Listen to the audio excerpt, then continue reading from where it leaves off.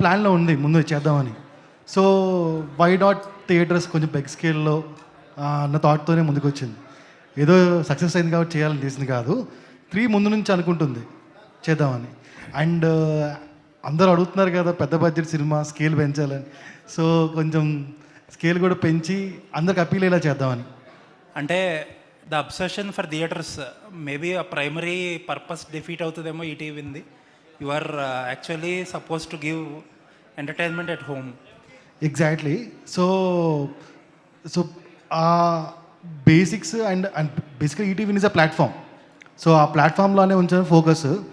కాకపోతే సినిమా చేస్తే బిగ్గర్ ఆడియన్స్కి రీచ్ అవుతుందేమో చిన్న ఆశ. So that was happen with Little Arts and Raju weds Rambai. So ఎక్కువ ఆడియన్స్ క్యాటర్ చేయొచ్చు, ఇంకా బిగ్ స్కేల్లో చూడొచ్చు, బిగ్ స్క్రీన్లో చూడొచ్చేమో, ఇలాంటి సినిమాకి ఆ పొటెన్షియల్ ఉందేమో అని మా ఫీలింగ్ అండి. అండ్